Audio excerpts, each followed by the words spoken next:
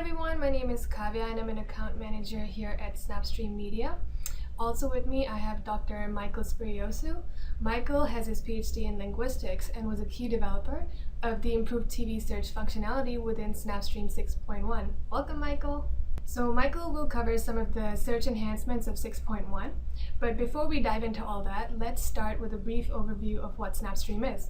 Think of SnapStream as a DVR on steroids. It not only allows you to record multiple channels at once, but it also lets you search TV by keyword, create unlimited TV clips, and share them in the cloud. Okay, so here's how it works. The brain of SnapStream, this blue server box right here, is housed in your server room where it's connected to your TV source, and that can be over-the-air antenna, cable, or satellite. On the front end, it's connected to your desktop, laptop, or tablet via the local area network. Let's jump into SnapStream's web interface and walk through how you would manage all your TV content. So the program guide over here is your mission control center for where you set up all your TV recording schedules. Your library is basically where all your content is indexed and archived. Now, as you can see, we have hundreds of hours worth of content, and that is why we use our search engine to retrieve and suggest playable content relevant to your keyword. So let's say you want to know what was said about Obama on TV. You simply type in his name into the search engine and you receive a host of playable results. You also have the option of narrowing down your search result by using certain filters. Now let's play one of these results. Failures and embarrassments keeps rolling on, and yet President Obama still holds another pep rally today for his ever-faltering. As you may have noticed, the video started directly with the mention of President Obama. So you get to see the video as well as the transcript scrolling along with the video.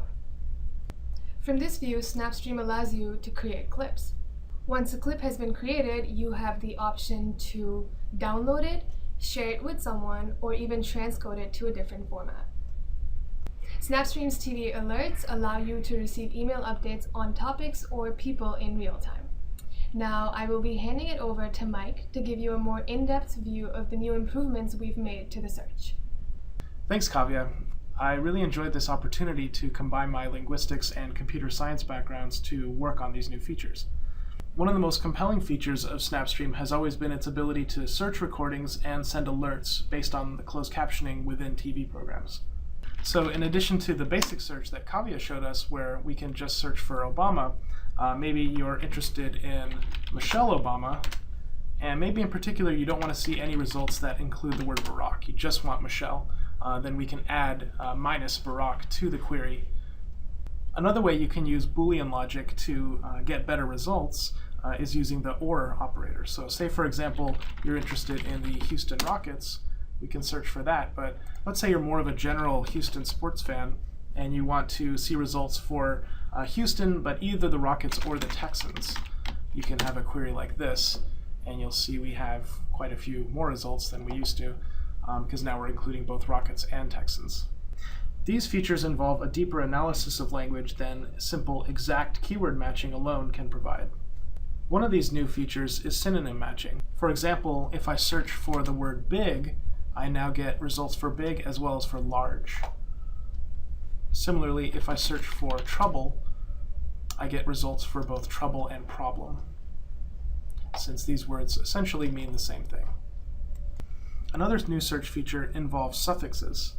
So if I search for campaign, I get results containing campaign, campaigning, campaigns, and various other forms of words rather than just the exact form that was searched. Another new search feature involves the matching of pronouns with names that are likely referring to the same person. So for example, if I search for Sarah Palin, I get matches for Sarah Palin herself, as well as words like her when they're fairly likely to refer to Sarah Palin. These new features can actually combine to give you much more relevant results than ever before. So say, for example, I search for Obama vetoed. I get a result mentioning Obama vetoes, where you can see the suffix feature kicking in, and we get a result that actually just matches the phrase his veto in the sentence. Instead, he's got a lot of ink in his veto pen, and so on. So you can see that when we combine handling of suffixes and pronouns, we find relevant results that couldn't be found without this deeper level of linguistic analysis. Another improvement that's been made to search is in the suggestions when you misspell something. So for example, if I search for Obama but make the last letter an O instead of an A, I get, did you mean Obama? And even though Obama doesn't actually occur in our basic English dictionary, we use data from recordings to determine that it's a fairly frequent word and very close to the query and give it as a suggestion. Thanks, Mike, for explaining the new search enhancements in SnapStream 6.1. Sure, no problem. And I also want to thank all of you for attending this webinar. If you have any questions, my contact information is on the screen right now. Feel free to contact me at any point. Or you can also use a form at the bottom of this webpage. And guys, thanks again for taking the time out to attend this webinar.